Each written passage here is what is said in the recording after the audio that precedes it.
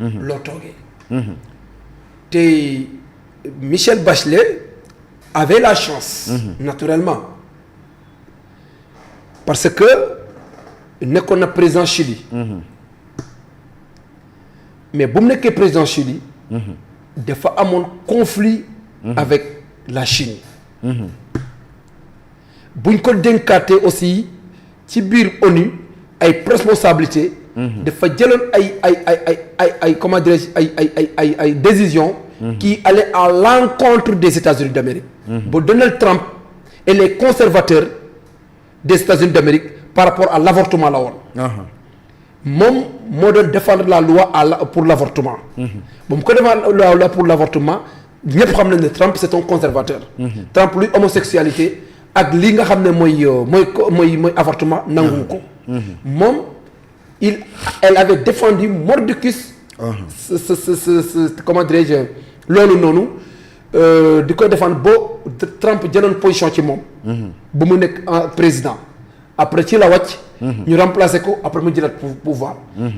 conflit boobu noonu ba tey la plus grande partie des États-Unis d'Amérique ne gobe pas Michel Bachelet. Et la Chine avait déjà posé son veto par rapport à sa candidature kooku déjà il est out. elle est out.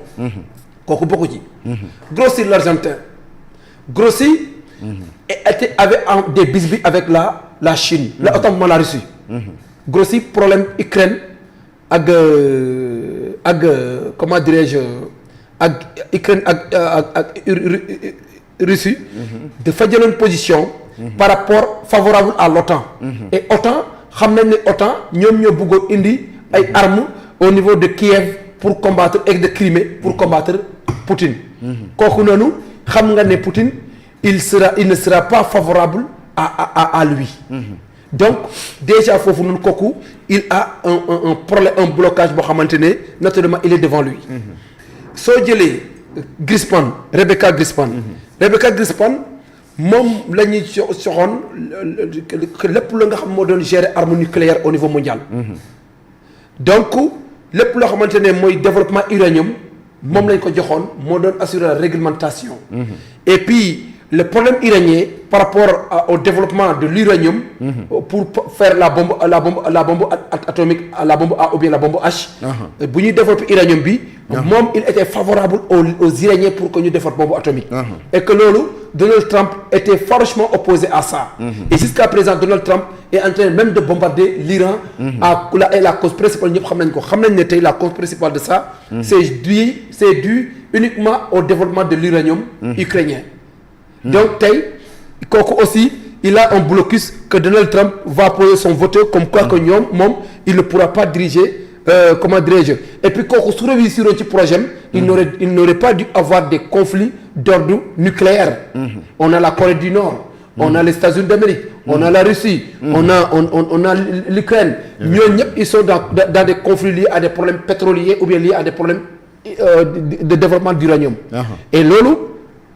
tous ces trois candidats là nga gis ils ont eu des problèmes avec des pays qui ont le droit de veto. et les pays qui ont le droit de veto nañu rappeler c'est les Royaumes-Unis. c'est la France c'est les États-Unis d'Amérique. l'Amérique c'est comment dirais-je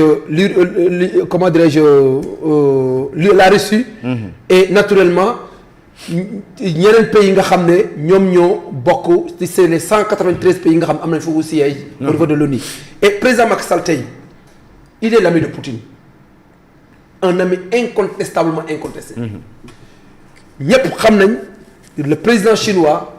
Xi Jinping nee na Macky Sall nekkut président moo tax ma nekk ak xarit.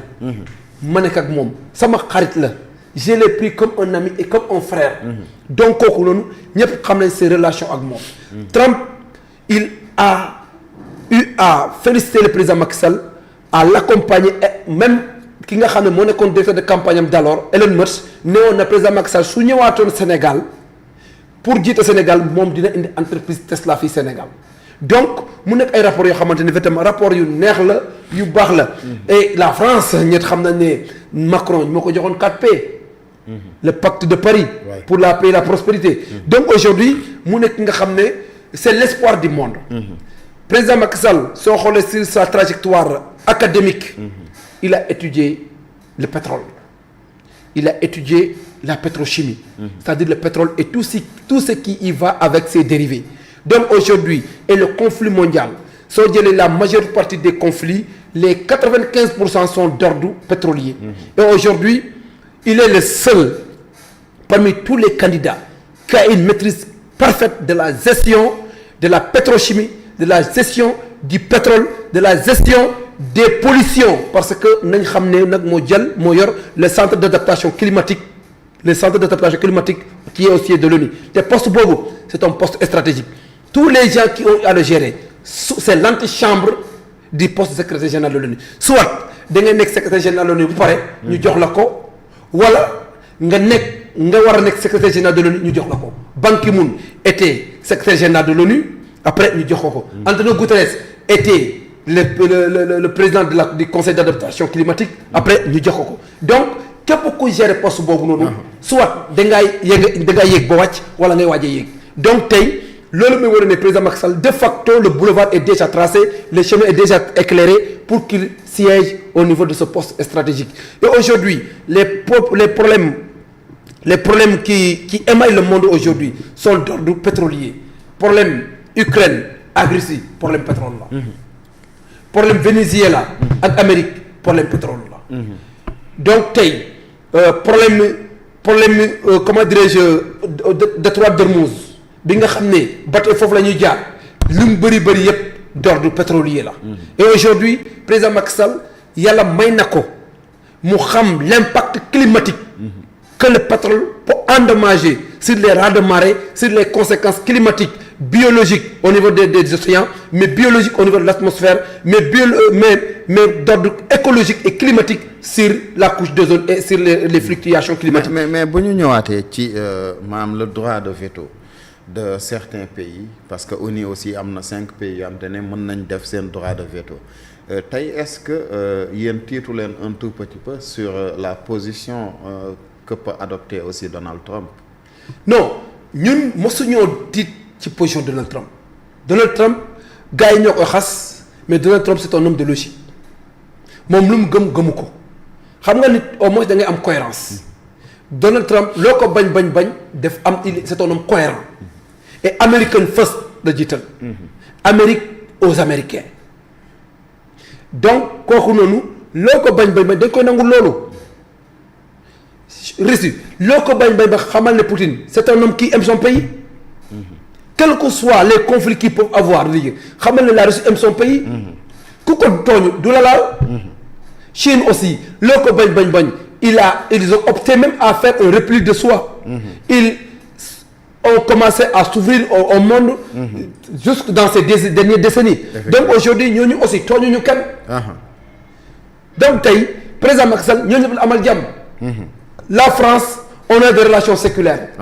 On a des relations séculaires yoo xamante ne tey Royaume-Uni gis nga président Macky Sall bu mu fa demee. Effectivement nuñ ko accueillir.